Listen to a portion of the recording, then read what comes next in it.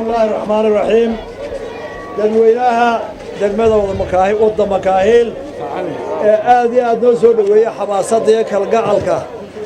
iyo xiisaha nagu soo dhaweeyay dhammaantiin aad iyo aad baan idinku mahadnaqaynaa anoo ku hadlaya magaca wafdiga iyo ka xisbiga kulmiyaba jazaakum allahu khayr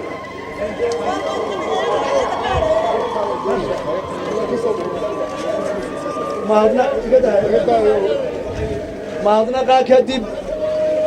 aad iyo aad baan ugu farxaysaa noo soo dhaweyseen ismabaan lahayn intaasoo gammaanaa la helayaa iyo dhallinyaro taqaanee war bal gammaankan inuu dhaqaalayo fardaha badiya aad ogaatay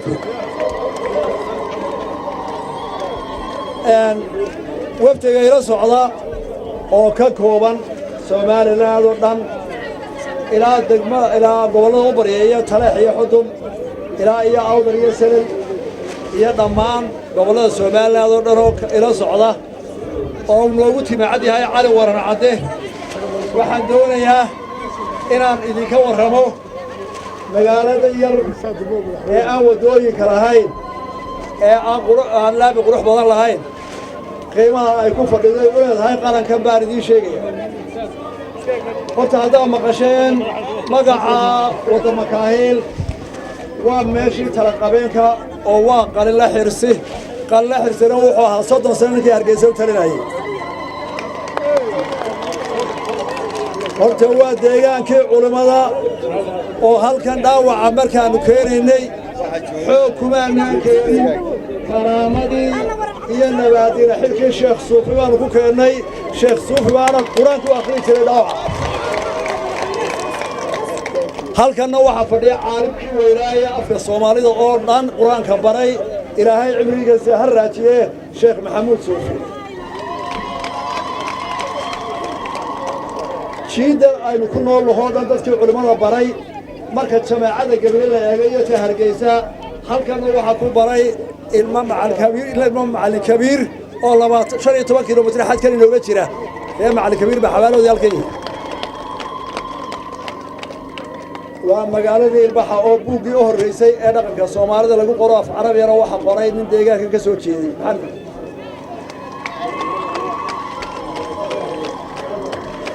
dhallinyarada ee kala haddaan idinku sheego halkan waxaa ka soo jeeday ina cabdi khaliifo gabaagi weynaha kaa waxaa garanaya wixii konton ka weyn waxaa garanaysaan oo aad jecesheen laba xasan ganay 1 xasan ganay 2 gaariyo ku dar faysal curmushtaa ku dar dabakeeri ku dar iyo diyaaradiisii maxamed keersa ku dar ay taa garanaysaa dhallinyaradiina yaryare markaad eegto halkani waxa weeye Hargeysa marka laga hadlay ilbaxeeda iyo dhaqaalaheeda iyo cilmigeeda iyo siyaasaddeeda waa halkan ay ka soo asatay ugu weyn waxaan aad iyo aad ugu mahadnaqayaa deegaanka halkan dadku wada halgabayay maalmihii qadhaadhaa markii magaalada dhaawaceeda ka saaray dhaawaca ku dhow 150 qof baan halkan dhigay oo dhirta hoos dhigay iyaga oo qaxay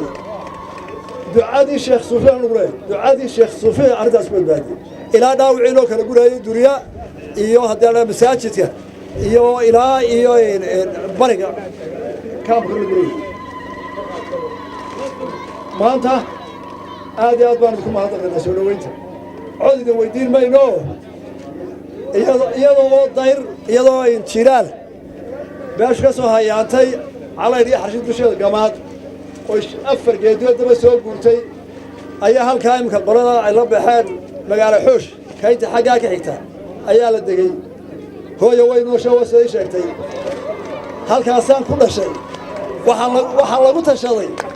waa taariikh caabe hadda dhegaysta hablaha sida waxa berigaasaan hablaha loo geli jiray waxay ku tashadeen hadday inan tahay inaan reerka hala rarayo haraado iyo oomanaanine hadduu ina yahayna ha loo nagaado maalin duhur cadaan dhasho kaasaa lai nagaado halkaa magaalo xoosh agteeda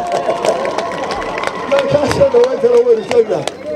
waxaan ku madaxsanay halkan maanta waxaan kula kulmay inantaan abtaga u ahay ee balaaq 40 sanayd eerada jimcada qurunaha ka xayso u shaqaynaysay ee heer sare ka gaadhay aamina xuseen oo ka mid ah habliha aqoonyahanka ee ugu horreeyay United Nations ka shaqeeya Somaliland hadday maanta halkan igu soo dhoweysay waa ilaahay mahadi inaad filay waxa kaloo aad iyo aad ugu mahadnaqayaa axmed qali oo kanada ka soo duulay horta magaalada booweyta aad iyo aad ugu mahadsan axmed qali kanadu uga soo orday kaamekaanu halkan ka yimaado isna aad iyo aad ugu mahadsan yahay aad iyo aad baan mar labaad ku mahadnaqaynaa waa inoo somaliland oo hore u marta barigaanu soo marray galbeedka waxaa la leeyahay bal sanadkan galbeedka haddii xilka loo dhigo waa la tijaabinaya waxaan u marnayaa kuma xumin hoggaaminta iyo inuu dadka walaalnimo iyo midnimo iyo talo wanaagsan iyo cadaalad bay naga sugayaan halkan waxaa fadhiya reer taleex waxaa fadhiya reer ceergaabo waxaa fadhida burco waxaa fadhida